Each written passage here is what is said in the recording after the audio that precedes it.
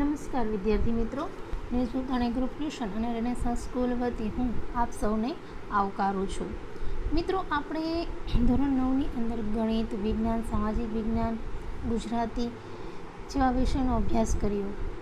તો આજથી આપણે આપણા હિન્દી વિષયના અભ્યાસની શરૂઆત કરવાની છે. બરાબર છે. હવે હિન્દી વિષયની શરૂઆત કરતાં પહેલાં મિત્રો તમને જણાવું તો આપણે અનુક્રમણિકામાં કુલ 24 પ્રકારના પદ્ય અને ગદ્યનો સમાવેશ થાય છે. સૌ પ્રથમ તો પહેલાં એને પ્રથમ સત્ર અને દ્વિતીય સત્રમાં વહેંચણી કરવામાં આવતી કે પહેલા 12 અને બીજા 12 એ રીતે, પરંતુ હવે એને 6 માસિક, 9 માસિક અને વાર્ષિક તરીકેની વહેંચણી કરવામાં આવે છે. હવે આપણે જ આ પાઠ્યપુસ્તકમાં એટલે કે હિન્દી સબ્જેક્ટની અંદર શરૂઆત આપણે આપણા પહેલાં કાવ્યથી એટલે કે જે આપણું પહેલું પદ્ય છે તેનાથી કરવાનું છે. આપણું પહેલું પદ્ય જે છે એ આરાધના છે, સાહિત્ય પ્રકાર એનો કાવ્ય છે અને એના कवि છે वसंत बापट. तो पहले हम वसंत बापट के बारे में देखेंगे कि वसंत बापट जो हमारे कवि है वह उसका जन्म और उसने जो रचना की वो रचना किस प्रकार की है उसके बारे में हम थोड़ी बातें करेंगे. तो श्री वसंत बापट हिंदी जगत के ख्यातनाम कवि है. उसका जन्म महाराष्ट्र के सतारा जिले के कराड़ नामक गांव में हुआ. पुणे उसकी कर्म भूमि है. राष्ट्र सेवा सदन में वह अग्रणी रहे हैं. व्यवसाय से प्राध्यापक थे. काव्य में राष्ट्रभक्ति, समाज जागरण एवं मानवीय संवेदनाएं व्यक्त हुई है. सेतु, बिजली, शकीना, अकरावी यानी 11वीं दिशा तेजसी उसकी रचनाएं हैं.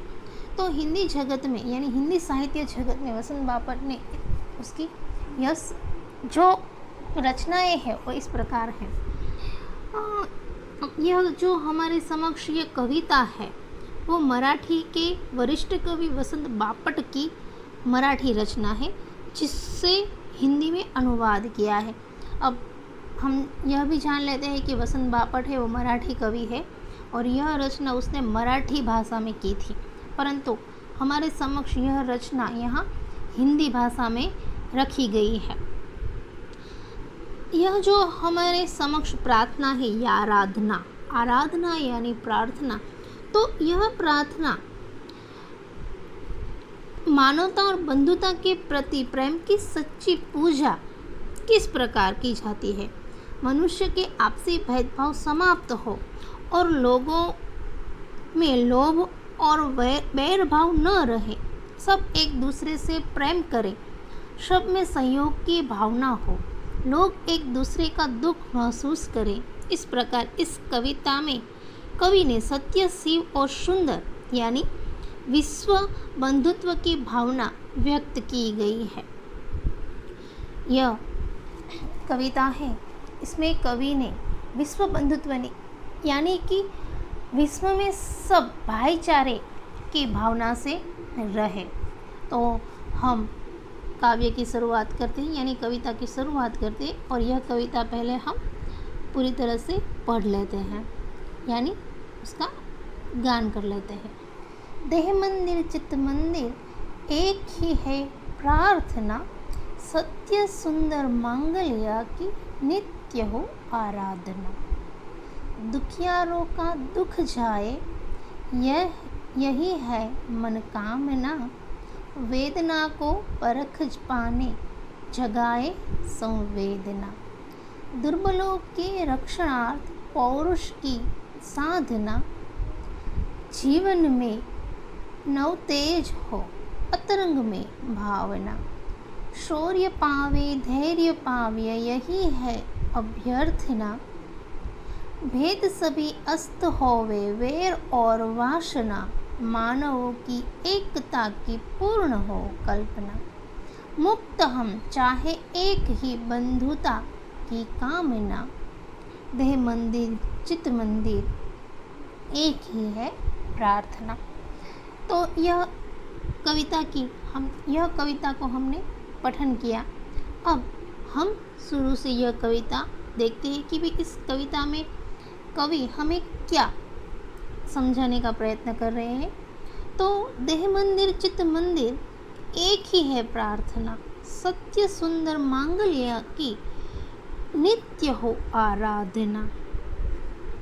यानी पहली दो पंक्तियां है, उसमें कवि ने हमें क्या क्या क्या सीख दी है। तो कवि हमें इस पंक्ति के द्वारा कहते हैं कि मेरी यही प्रार्थना है कि शरीर और मन से सत्य शिव और सुंदर की आराधना हो। लोग सच्चाई के मार्ग पर चले, उनके मन में सुंदर विचार आए और सब एक दूसरे के ही हित की बात सोचे। देह मंदिर चित्त मंदिर एक ही है प्रार्थना, सत्य सुंदर मांगल्य की नित्य हो आराधना। यानी कवि कहते हैं कि हमारे शरीर और हमारे मन में सत्य सुंदर और शिव की ही आराधना हो। हमेशा हम सत्य शिव और सुंदर की कल्पना करें, यानी हम हमेशा यही सोचें और हमेशा यही प्रार्थना करें। किस प्रकार? तो कि लोग सच्चाई के मार्ग पर चले, लोगों को भटकना नहीं है। यहाँ वहाँ झूठ की राह अच्छी होती है, परंतु जब हम उस पर आगे चलते ही जाते हैं ना, तब हमें यह पता चलता है कि यह मार्ग तो बड़ा कठिन है। और सत्य का मार्ग शुरू में कठिन होता है, परंतु जब इसमें हम आगे बढ़ते जाते हैं ना, तब वो मार्ग हमें बड़ा ही सरल लगता है। यानी सत्य का मार्ग अति सुंदर होता है। यानी सत्य के मार्ग पर जब हम चलते हैं तो हमें अपना मुकाम हासिल होता है। यानी सत्य सुंदर और मांगल्य की हमें आराधना करनी चाहिए। यानी लोग सच्चाई के मार्ग पर चले, उनके मन में सुंदर विचार आए। देह मंदिर यानी शरीर रूपी मंदिर, चित्त मंदिर यानी मन रूपी प्रार्थना यानी मंदिर, प्रार्थना यानी निवेदन, मांगल्य मंगलकारी। कवि कहते हैं ना कि उनके मन में सुंदर विचार आए और सब एक दूसरे के हित की बात सोचे। यही बात यदि मैं आपको सरल भाषा यानी गुजराती में समझाऊं तो कवि કહે છે કે મારી આ પ્રાર્થના જે છે એ શરીર અને મનથી સત્ય શિવ અને સુંદરની આરાધના છે। લોકો સત્યના માર્ગ ઉપર ચાલે, તેમના મનમાં સુંદર વિચારો લાવે અને સૌ એકબીજાના હિતનું વિચારે, એ જ ઈશ્વરને प्रार्थना। तो यह बात जो बात हमने पहले हिंदी में की, यही बात मैंने फिर आपको गुजराती में की। तो परंतु हमें तो हिंदी में ही जवाब लिखना है, हमारा जो आंसर है वो हमें हिंदी में लिखना है, परंतु आप सही ढंग से समझ सके इसलिए मैंने आपको यह बात गुजराती में बताई। तो मित्रों, हमने देखा कि पहली दो पंक्ति में कवि ने क्या कहा है। तो कवि ने फिर से एक बार आपको समझा देती हूँ कि कवि ने शरीर और मन में, कवि कहते हैं कि हम प्रार्थना करते हैं कि शरीर और मन में सत्य शिव और सुंदर की आराधना हो। लोग सच्चाई के मार्ग पर चले, उनके मन में सुंदर विचार आए और सब एक दूसरे के हित के बारे में सोचे। यानी सब एक दूसरे का अच्छा चाहे, अच्छा करे, एक दूसरे की मदद करे, एक दूसरे का हित इच्छे। यही ईश्वर से हम आराधना करते हैं। दूसरी पंक्ति है मित्रों, दुखियारों का दुख जाए यही मन कामना, वेदना को परख पाने जगाइए संवेदना, दुर्बलों की रक्षणार्थ पौरुष की साधना। तो यह बात हम किस प्रकार कवि ने यहाँ रखी है। तो कवि कहते हैं कि दुखी लोगों का दुख से छुटकारा हो, दुखी लोगों का दुख से छुटकारा हो और लोग एक दूसरे की पीड़ा को समझे, उसका अनुभव करें, दुर्बलों की रक्षा के लिए शक्ति और साहस का उपयोग करें।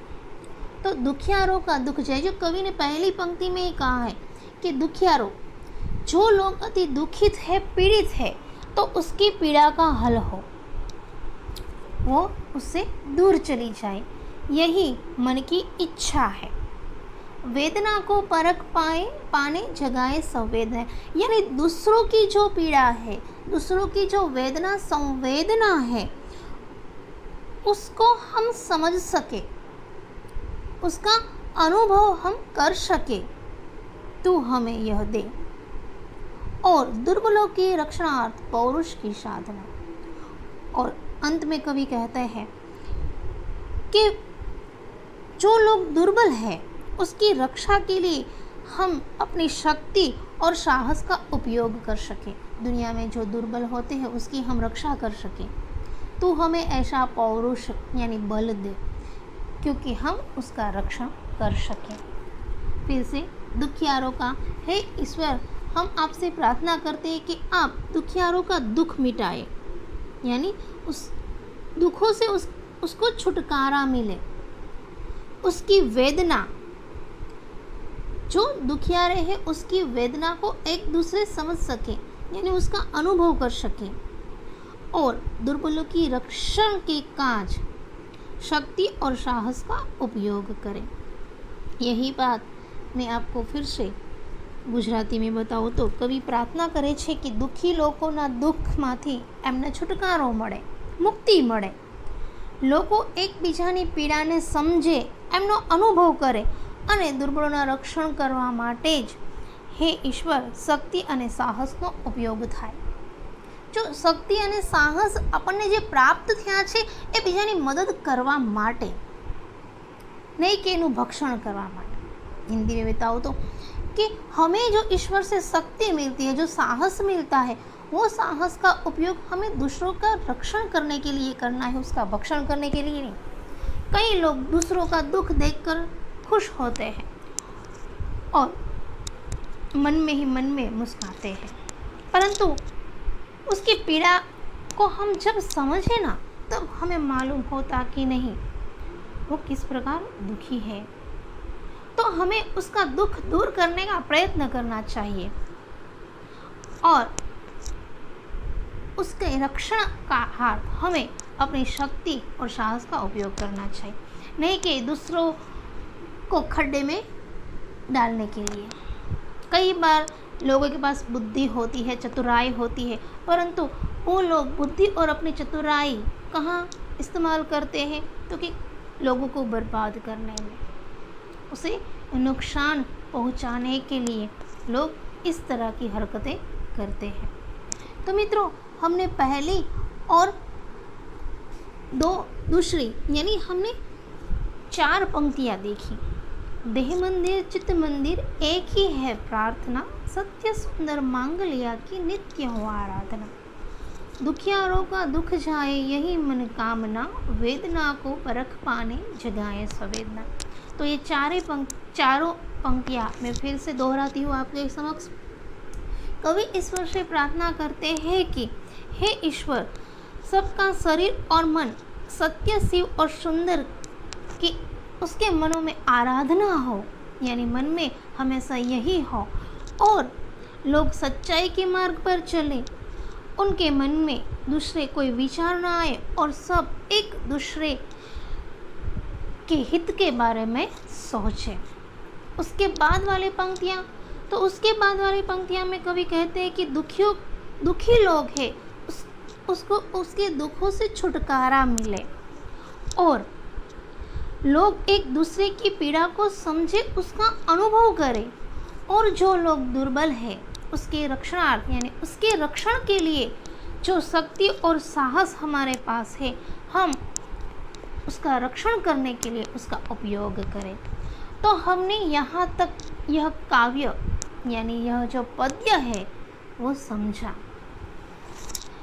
जो शब्द है उसके अर्थ भी समझे। देह मंदिर यानी शरीर रूपी मंदिर, चित्त मंदिर मन रूपी मंदिर, मांगल्य यानी मंगलकारी कल्याणकारी भावना, नित्य निरंतर, आराधना यानी पूजा, वेदना यानी पीड़ा, परखना पहचानना। तो इस प्रकार जो संवेदना है तो उसका अर्थ है सहानुभूति, और दुर्बल यानी कमज़ोर, रक्षणार्थ यानी रक्षण के लिए, और पौरुष मर्दानगी, शक्ति और साहस। तो इतनी जो हमने पंक्तियाँ पढ़ी, इस पंक्तियों में इस प्रकार के शब्द है और यह शब्द की यही अर्थ है। तो मित्रों, हमने जो पढ़ा उसके आधार पर हमें कई प्रश्न पूछे जाएंगे, यानी ये 5 जो पंक्तियाँ हमने पढ़ी उसके आधार पर कई प्रश्न पूछे जाते हैं, यानी 1 वाक्य के, 2 वाक्य के छोटे छोटे प्रश्न, तो हमें वह तैयार करने होंगे। तो हम मित्रों यह जो पद्य हमारा है हम यहाँ तक ही सीमित रखते हैं। जब हम दूसरे तास में मिलेंगे तब हम जो हमारा यह अधूरा पद्य है उसे पूरा करेंगे। तो हम यहाँ तक ही रखते हैं। आभार।